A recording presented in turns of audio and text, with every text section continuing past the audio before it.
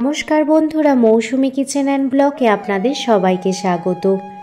পিঠা ছাড়া বাঙালিদের শীত পরিপূর্ণই হয় না। শীতের সময় পিঠে খেতে ভালোবাসে না এমন বাঙালি খুব কমই দেখা যায়। শীতকালে আমরা বিভিন্ন রকমের পিঠা খেতে খুবই ভালোবাসি। আজ আমি আপনাদের খুব সহজ পদ্ধতিতে মাত্র দুটো মূল উপকরণ দিয়ে সরু চাকলি পিঠা বানিয়ে দেখাবো, আর তার সাথেই বানাবো দুধ পিঠে বা দুধ পুলি পিঠে। মাত্র দুটি উপকরণ দিয়ে যে এত সুন্দর নরম তুলতুলে পিঠে বানানো যায় আর একটুও তাওয়াতে লাগবে না, সেই টিপসও আপনাদের সাথে আজ শেয়ার করব। যারা সরু চাকলি বানাতে ভয় পান তারা একবার এই টিপসগুলো ফলো করে সরু চাকলি বানান, দেখবেন আপনাদের সরু চাকলিগুলো খুব নরম এবং জালিদার তৈরি হচ্ছে। দেখতেই পাচ্ছেন সরু চাকলি পিঠাটা কতটা জালিদার তৈরি হয়েছে। আর বানাবো দুধ পিঠে বা দুধ পুলি পিঠে, সেই রেসিপিও আপনাদের সাথে শেয়ার করব। জল আর নুন ছাড়া মাত্র দুটি মূল উপকরণ দিয়ে আজ সরু চাকলি বানিয়ে দেখাবো। তার জন্য 1 কাপ চাল নিয়ে নিয়েছি। আমি নর্মাল যে আমরা ভাতের চাল ইউজ করি সেই চালই নিয়ে নিয়েছি। আপনারা চাইলে আতপ চালও এখানে ব্যবহার করতে পারেন। যেহেতু প্রচুর পরিমাণে নোংরা থাকে তাই 2-3 বার ভালোভাবে জল দিয়ে ধুয়ে নিয়েছি, আর আবারও জল দিয়ে 8 ঘন্টা মতো ভিজিয়ে রেখে দেব। 1 কাপ চালের পরিবর্তে এখানে দেখুন আমি 1/2 কাপ মুগের ডাল নিয়ে নিচ্ছি। আপনারা এই পরিমাণটা ব্যবহার করবেন, দেখবেন আপনাদেরও সরু চাকলি পিঠাগুলি খুব নরম এবং জালিদার তৈরি হচ্ছে। মুগের ডালটাও 2-3 বার জল দিয়ে ভালোভাবে ধুয়ে নিচ্ছি, যাতে ডালের যে নোংরাটা বেরিয়ে যায়। আর ডালটাও দেখুন জল দিয়ে ভিজিয়ে রাখলাম। 7 থেকে 8 ঘন্টা চাল আর ডালটা ভিজিয়ে রেখেছিলাম। এবার চাল আর ডালটা ভালোভাবে ভিজে গেছে। এবার একটি মিক্সার গ্রাইন্ডারে প্রথমে মুগের ডালটা বেটে নেব। যেহেতু আমার মিক্সার গ্রাইন্ডার অনেকটাই ছোট, তাই ধাপে ধাপে ডালগুলো বেটে নেব। মুগের ডালটি মিক্সার গ্রাইন্ডারে বাটার সময় সামান্য পরিমাণে জল দিয়ে দেখুন মুগের ডালটা বেটে নিয়েছি। এবার একটি পাত্রে মুগের ডাল বাটাটা ঢেলে দিচ্ছি। এভাবে মুগের ডালটা ভালোভাবে ধাপে ধাপে বেটে নিচ্ছি। আপনাদের মিক্সার গ্রাইন্ডার বড় থাকলে একেবারেই ডালটা বেটে নেবেন। ডাল বাটা হয়ে গেলে এবার আমি বেটে নেব চাল। আর চালেতে জলের পরিমাণটা সামান্য পরিমাণ বেশি দেবেন।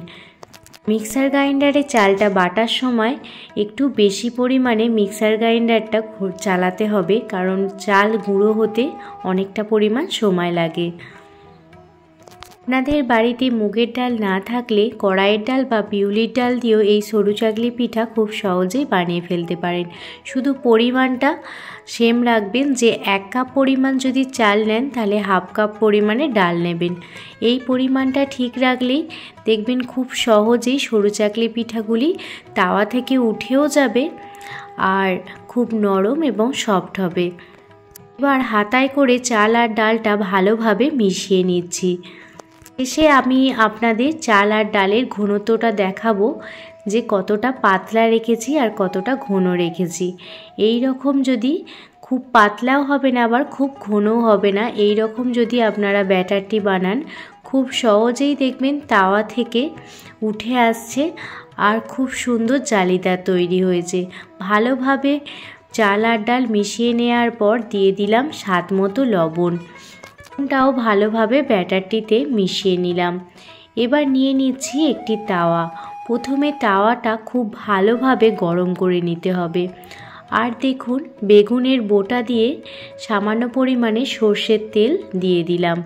সর্ষের তেল দিয়ে দেওয়ার পর 1 হাতা ব্যাটার দিয়ে দিলাম, আর তাল পাতা করে দেখুন এইভাবে গোল গোল করে ঘুরিয়ে নিচ্ছি।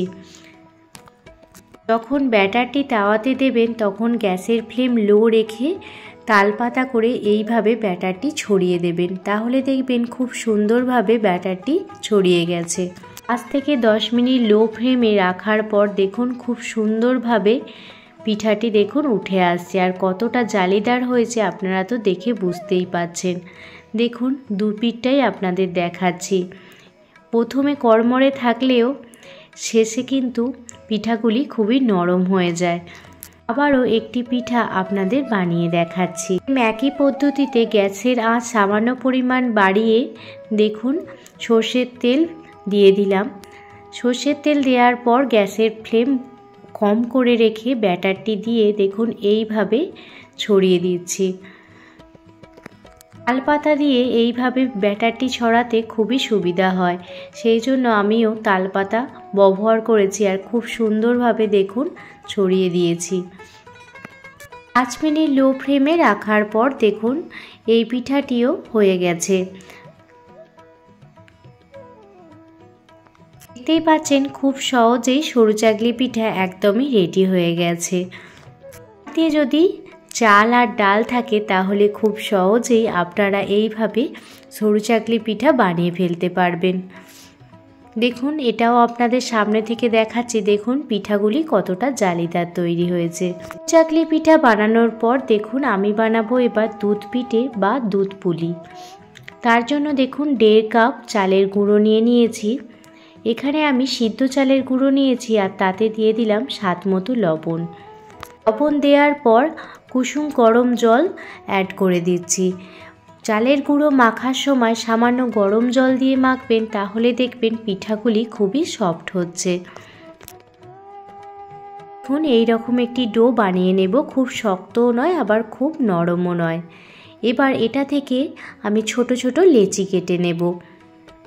সত্যি কথা বলতে আমার সরু চাকলির সাথে দুধ পিঠে খেতে খুবই ভালো লাগে, আর সেই জন্য আপনাদের সাথেও আজ 2 রকম পিঠাই শেয়ার করলাম।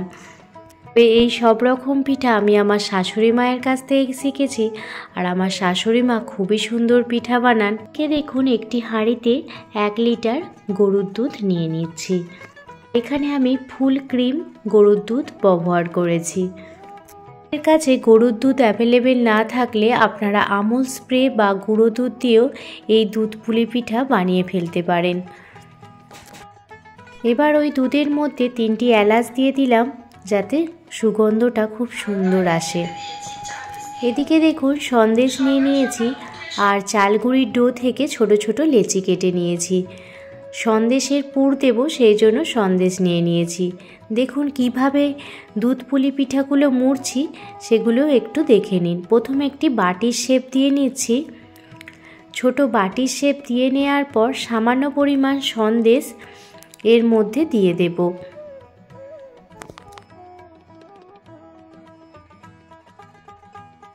পরিমাণ সন্দেশ দিয়ে দেওয়ার পর দেখুন এইভাবে মুখটা বন্ধ করে দেব, তাহলেই দেখুন রেডি হয়ে যাবে দুধ পুলি পিঠা। আর সামান্য আমি হাতে করে ডিজাইন করে দিয়েছি। এভাবে আপনারা খুব সহজেই দুধ পুলি পিঠা বানিয়ে ফেলতে পারেন। এর বোঝার সুবিধার্থে আমি আরও একটি দুধ পুলি পিঠা বানিয়ে দেখাচ্ছি।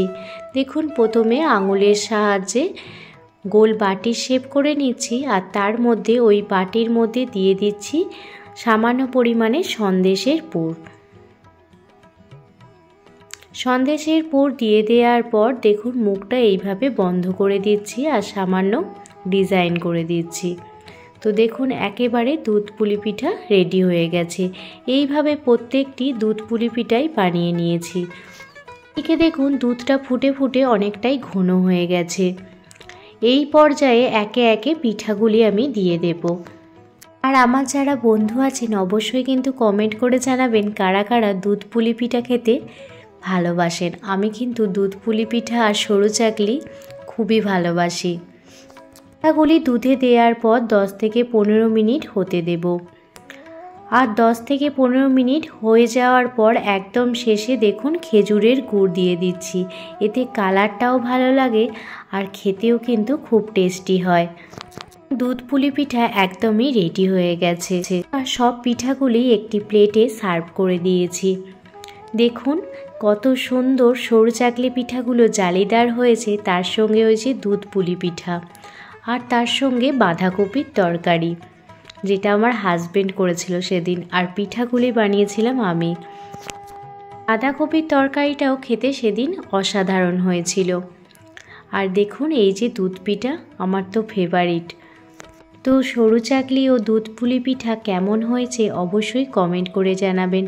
ভালো লাগলে প্লিজ একটি লাইক কমেন্ট শেয়ার করে আমার পাশে থাকবেন। ভালো থাকবেন, সুস্থ থাকবেন, সাবধানে থাকবেন। আবারও কোনো দিন অন্য কোনো রেসিপি ভিডিও বা ব্লগ ভিডিও নিয়ে আপনাদের সামনে হাজির হব। ধন্যবাদ।